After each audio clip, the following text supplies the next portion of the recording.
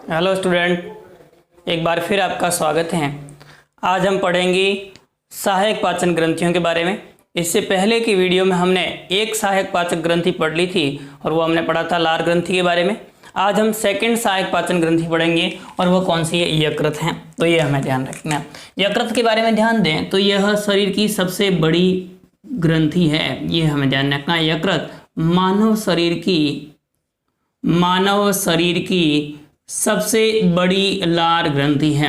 मानव शरीर की सबसे बड़ी ग्रंथि, लार ग्रंथि नहीं, सबसे बड़ी ग्रंथि है। तो ये हमें ध्यान रखना है किसके बारे में कि यकृत मानव शरीर की सबसे बड़ी ग्रंथि है। और यकृत होता है उसमें आप देखेंगे कहाँ पर उपस्थित होता है तो तनुपट के नीचे उपस्थित होता है और इसकी उत्पत्ति होती है वह किससे होती है तो भ्रूणीय एंडोडर्म से इनकी उत्पत्ति होती है। यानी यकृत की उत्पत्ति किससे होगी? भ्रूणीय एंडोडर्म से होती है। यकृत होता है यह तनुपट या डायाफ्राम के नीचे उपस्थित होता है। तनुपट या डायाफ्राम होता है उस डायाफ्राम या तनुपट के नीचे दाईं ओर उपस्थित होता है। यह शरीर में तनुपट के नीचे दाईं ओर उपस्थित होता है। यकृत होता है उसमें आप देखेंगे तो दो पालियों से मिलकर के बना हुआ होता है। और आप देखेंगे यकृत में दो पालियां होती हैं, उसमें एक बड़ी पाली होती है जिसे हम दाईं पाली कहते हैं। इसमें बड़ी पाली होगी जिसे हम क्या कहेंगे? दाईं पाली कहा जाता है। तो यकृत होता है वो दो पालियों से मिलकर के बना होता है, बड़ी पाली दाईं पाली, तथा छोटी पाली होती है जिसे हम क्या कहते हैं तो आपको ध्यान रखना है बाईं पाली कहा जाता है। तो दो पालियों से मिलकर के बना होता है, छोटी पाली बाईं पाली और बड़ी पाली होती है जिसे हम क्या कहते हैं? दाईं पाली कहा जाता है। ये दोनों पालियां आपस में जुड़ी हुई रहती हैं और जुड़ी हुई रहती हैं उस भाग को हम क्या कहते हैं तो आपको देखते हैं फेल्सीफोरम लिगामेंट कहा जाता है। तो इस प्रकार से फेल्सीफोरम लिगामेंट होता है। इस फेल्सीफोरम लिगामेंट की सहायता से आप ध्यान देंगे तो ये आपस में जुड़ी हुई रहती हैं।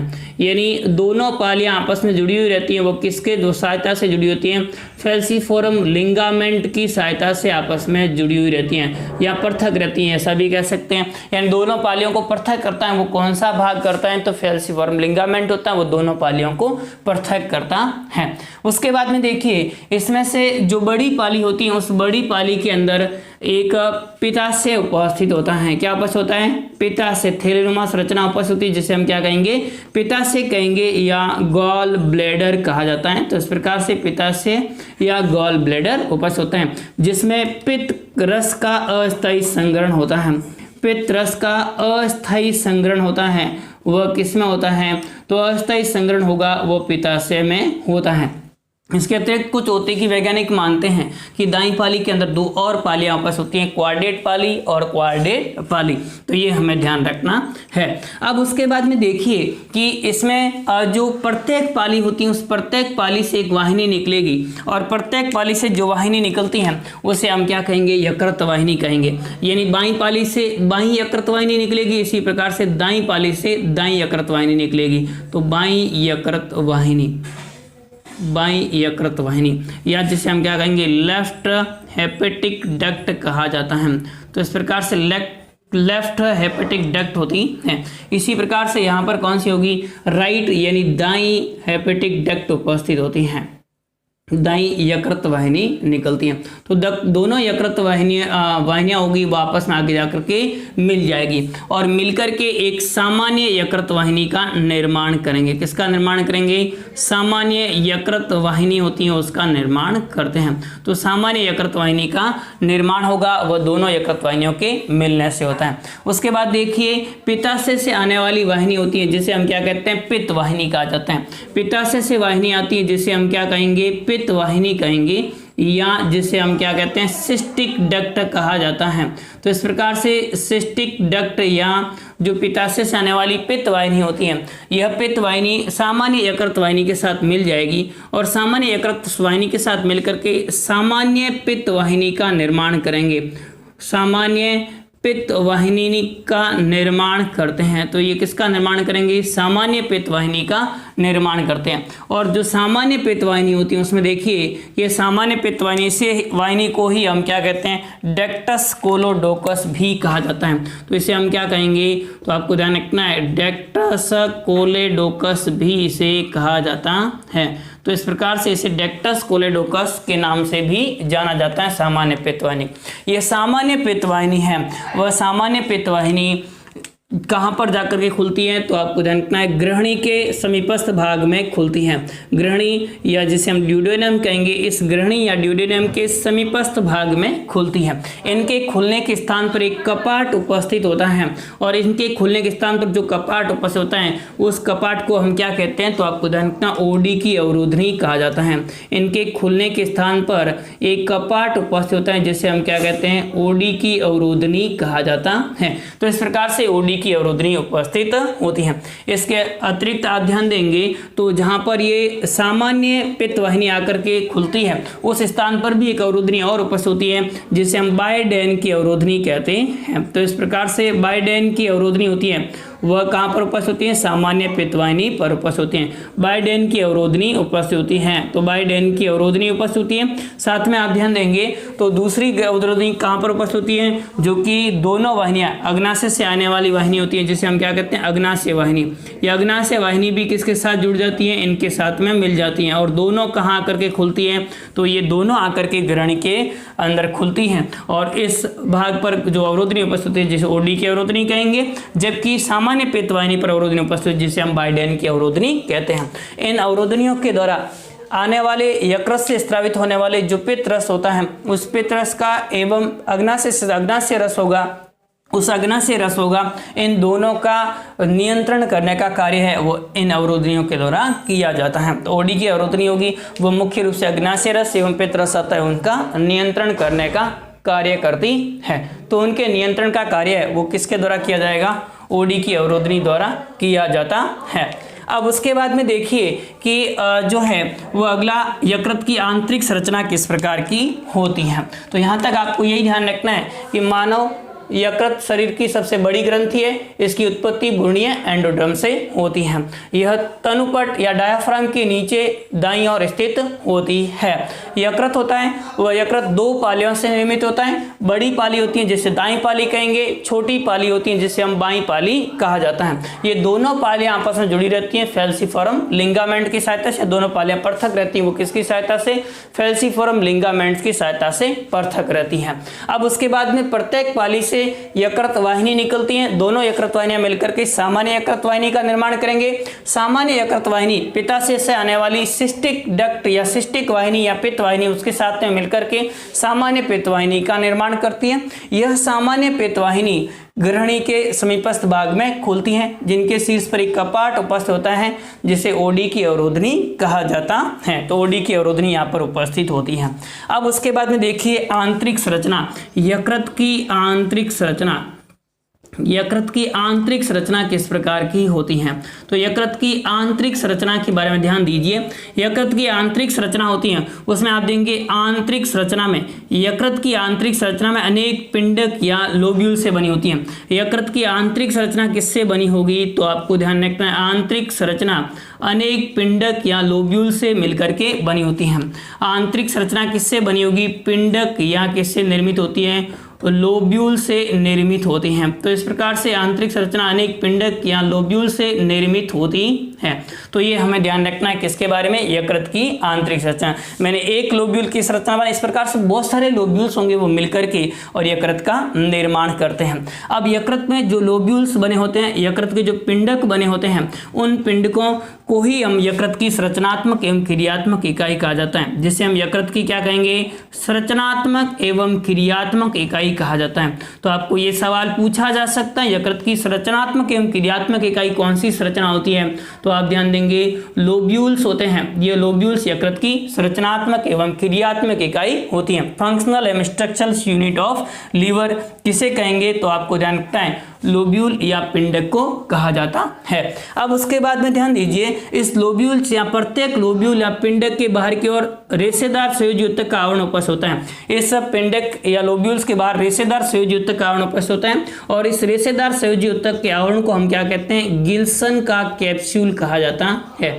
तो इस प्रकार से गिल्सन्स के कैप्सूल का निर्माण होता है, वह किसके द्वारा होता है? तो आपको ध्यान रखना है इस रेशेदार संयोजी ऊतक के आवरण से होता है। तो रेशेदार संयोजी ऊतक का आवरण उपस्थित होता है और रेशेदार संयोजी ऊतक के जो आवरण उपस्थित होता है उस संयोजी ऊतक के आवरण को हम क्या कहते हैं? गिल्सन्स का कैप्सूल कहा जाता है। और गिल्सन्स के कैप्सूल होते हैं, उस कैप्सूल के प्रत्येक कोने में, गिल्सन्स के कैप्सूल के प्रत्येक कोने में आप देखेंगे कि 3 वाहिनियां उपस्थित होती हैं। और 3 वाहिनियां कौन कौन सी उपस्थित होती हैं? तो आप ध्यान देंगे इसमें यकृत निवाहिका शिरा उपस्थित होती है। यकृत निवाहिका शिरा की शाखाएं होती हैं। निवाहिका शिरा जिसे हम कहेंगे पोर्टल वैन कहेंगे, तो निवाहिका शिरा उपस्थित होती है। इसके अतिरिक्त आप इसमें देखिए तो आपको ध्यान रखना है यकृत धमनी उपस्थित होती है, यकृत धमनी। और तीसरी यहाँ पर एक वाहिनी और उपस्थित होती है जिनकी शाखा यहाँ से निकलती है और उसे हम पित्त वाहिनी कहेंगे। तो पित्त वाहिनी की शाखा, यकृत वाहिनी की शाखा और निवाहिका शिरा की शाखाएं होती हैं, वे शाखाएं इस भाग से निकलती हैं और ये तीनों शाखाएं मिलकर के एक त्रिक का निर्माण करेंगे जिसे पोर्टल ट्राइड कहते हैं या निवाहिका त्रिक कहा जाता है, जिसे हम क्या कहेंगे? निवाहिका त्रिक कहा जाता है। तो इस प्रकार से निवाहिका त्रिक का निर्माण होता है, वह किसके द्वारा? निवाहिका शिरा, यकृत धमनी एवं पित्त वाहिनी के मिलने के फलस्वरूप होता है। अब उसके बाद में देखिए यकृत होता है, उसकी आंतरिक संरचना होती है वह यकृत कोशिकाओं या हेपेटोसाइट से बनी होती है। किससे बनी होती है? यकृत कोशिकाओं से बनी होती है। यह यकृत कोशिकाओं को हम क्या कहेंगे? हेपेटोसाइट कहते हैं। तो इस प्रकार से हेपेटोसाइट से मिलकर के बनी होती है, यकृत कोशिकाओं से बनी होती है। ये हेपेटोसाइट होंगे, ये अरीय कतारों के रूप में उपस्थित होते हैं। यकृत कोशिकाएं होगी, हेपेटोसाइट होते हैं, वो किस रूप में उपस्थित होते हैं? अरीय कतारों के रूप में उपस्थित होते हैं। तो यकृत कोशिकाएं होती हैं या हेपेटोसाइट होती है, यकृत सेल्स होती हैं, कोशिकाएं होती हैं, वो किस रूप में होती हैं? अरीय कतारों के रूप में उपस्थित होती हैं, अरीय कतारों के रूप में उपस्थित होती हैं। और जिन्हें हम क्या कहते हैं? तो आपको ध्यान रखना, जिन्हें हम हेपेटिक कोड कहा जाता है, जिन्हें हम क्या कहेंगे? हेपेटिक कोड कहा जाता है। तो इस प्रकार से हेपेटिक कोड का निर्माण किससे होता है? यकृत कोशिकाओं के अरीय कतारों से होता है। इन हेपेटिक कोड के बीच में, इन हेपेटिक कोड के बीच में रिक्त स्थान होते हैं, खाली स्थान होते हैं, जिन्हें हम रक्त पात्र कहा जाता है। इस प्रकार से आप ध्यान देंगे यकृत रक्त पात्र कहा जाता है। तो यकृत रक्त पात्र का निर्माण होता है, वह किससे होता है? तो हेपेटिक कोड के बीच में रिक्त स्थान होता है जिसे हम रक्त पात्र कहते हैं, जिसमें रक्त का अस्थायी रूप से संग्रह होता है, संग्रहण होता है। तो रक्त का संग्रहण होता है वो किसमें होता है? रक्त पात्र के अंदर होता है। अब उसके बाद में देखिए कि इनके मध्य की जो भित्तियां होती हैं उनके आप देखेंगे कि उनमें विशेष प्रकार की कोशिकाएं उपस्थित होती हैं जिन्हें हम कुफर कोशिकाएं कहा जाता है। क्या कहेंगे? कुफर कोशिकाएं कहा जाता है। तो इस प्रकार से कुफर कोशिकाएं उपस्थित होती हैं और ये कुफर कोशिकाएं होती हैं, ये मृत आरबीसी का भक्षण करने का कार्य करती हैं, यानी ये भक्षणाणु क्रिया दर्शाती है। यानी मैक्रोफेजेज कोशिकाएं होती हैं, महाभक्षणाणु कोशिकाएं भी इसे कहा जा सकता है। और ये कोशिकाएं होती है कहाँ पर उपस्थित होती हैं? तो आपको ध्यान रखना है लोब्यूल्स के अंदर जो रक्त पात्र होते हैं उनकी दीवारों पर उपस्थित होती है और ये कोशिकाएं होती हैं, इन कोशिकाओं के द्वारा मृत आरबीसी का भक्षण किया जाता है। ये सवाल कई बार पूछा जाता है, मृत आरबीसी का भक्षण किन कोशिकाओं के द्वारा किया जाता है? तो आपको ध्यान रखना है कुफर कोशिकाओं के द्वारा मृत आरबीसी का भक्षण किया जाता है। तो ये था किसके बारे में? यकृत की संरचना किस प्रकार की होती है। तो आप देखेंगे कि यकृत मानव शरीर की सबसे बड़ी ग्रंथि है और इसकी उत्पत्ति होती है वह भ्रूणीय एंडोडर्म से होती है। और यकृत होता है उसमें आप देखेंगे तो यकृत के अंदर कितने भाग होते हैं, किस प्रकार से होते हैं? तो 2 पालियां उपस्थित होती हैं। पहला दाई पाली जो बड़ी पाली होती है, दूसरी पाली कौन सी होगी? बाई पाली। इसमें से दाई पाली होगी उससे वाहिनी निकलेगी, उससे दाई यकृत वाहिनी, बाई पाली से निकलेगी बाई यकृत वाहिनी। दोनों यकृत वाहिनियां मिलकर के सामान्य यकृत वाहिनी का निर्माण करेंगे। सामान्य यकृत वाहिनी पिता से अनर्पित वाहिनी के साथ मिलकर के सामान्य पित्त वाहिनी का निर्माण करते हैं। और उसके बाद में आप ध्यान देंगे पिता से है वह कौन से पाली में उपस्थित होता है? दाई पाली में उपस्थित होता है। फिर उसके बाद में 2 प्रकार की अवरोधनी आपको ध्यान रखनी है। और उसके बाद में आप यकृत की आंतरिक संरचना, तो यकृत की आंतरिक संरचना किस प्रकार की होती है ये हमें इस प्रकार से ध्यान रखना है। नेक्स्ट अगला हम देखेंगे यकृत के कार्य क्या क्या होते हैं। तो देखिए यकृत के कार्य के बारे में।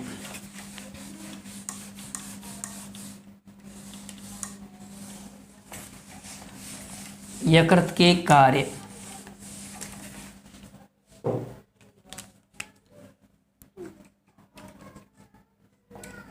पहला कार्य क्या ध्यान रखना? यकृत का पित्त रस का निर्माण, पित्त रस का निर्माण है वो किसके द्वारा किया जाता है? यकृत द्वारा किया जाता है। यानी पित्त रस का निर्माण है वो यकृत द्वारा किया जाता है।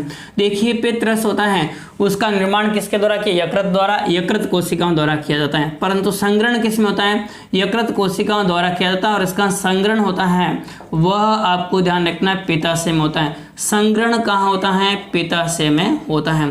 तो इसका अस्थायी संग्रहण होगा वो पित्ताशय में होता है, जबकि इनका निर्माण है वो किसके द्वारा किया जाता है? तो आपको ध्यान रखना है यकृत कोशिकाओं द्वारा स्त्रावित किया जाता है, निर्माण किया जाता है। अब उसके बाद में देखिए पित्त रस होता है, उस पित्त रस में क्या होता है? तो आप देखेंगे पित्त रस में पित्त लवण होते हैं। क्या उपस्थित होते हैं? पित्त लवण उपस्थित होते हैं। इसके अतिरिक्त आप ध्यान देंगे इसमें पित्त वर्णक उपस्थित होते हैं। क्या उपस्थित होते हैं? पित्त वर्णक।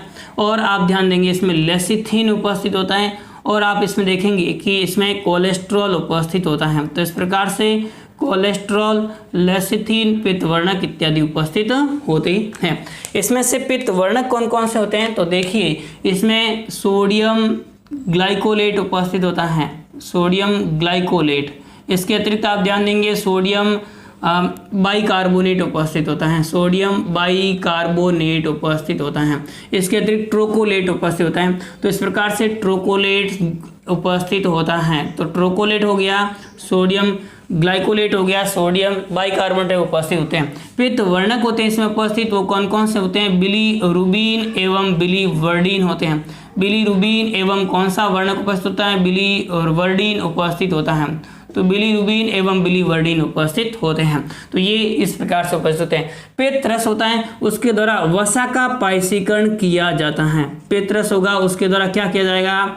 वसा का पायसीकरण किया जाता है। अर्थात वसा के बड़े अणु होते हैं उनको छोटे छोटे अणुओं के रूप में तोड़ा जाता है और यह क्रिया होती है उसे हम क्या कहते हैं? वसा का पायसीकरण, जिसके कारण से एंजाइमों की क्रियाविधि इस पर बढ़ जाती है, एंजाइम आसानी से कार्य कर सकते हैं। इसके अतिरिक्त आप ध्यान देंगे तो कुछ वसा में विलय जैसे विटामिन होते हैं, विटामिन के है या विटामिन डी है, इन विटामिनों के अवशोषण में भी कौन सहायक होता है? कि अवशोषण में भी पित्त रस होता है वह के अवशोषण में भी सहायक होता है। तो इस प्रकार से अवशोषण में कौन सहायक होता है? विटामिन के।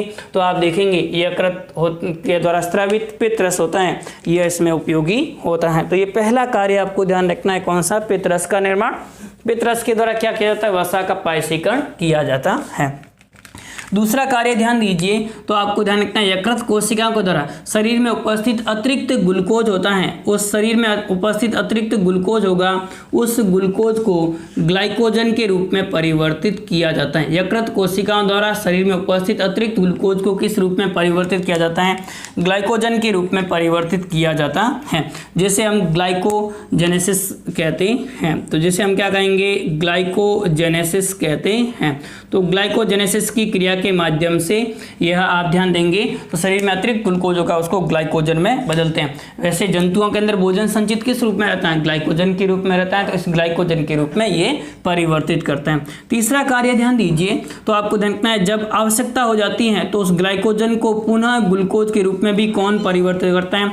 आवश्यकता होने पर ग्लाइकोजन को पुनः ग्लूकोज के रूप में परिवर्तित करती हैं, वो कौन करते हैं? तो आपको ध्यान रखना है ग्लूकोज के रूप में परिवर्तित करते हैं, वो भी यकृत कोशिकाओं द्वारा किया जाता है और इसे हम ग्लाइकोजिनोलाइसिस कहा जाता है। तो इसे हम क्या कहेंगे? ग्लाइकोजिनोलाइसिस कहा जाता है। तो इस प्रकार से ग्लाइकोजिनोलाइसिस क्रिया के माध्यम से जो ग्लाइकोजन है उस ग्लाइकोजन को वापस से किस रूप में? ग्लूकोज के रूप में परिवर्तित इनके द्वारा किया जाता है।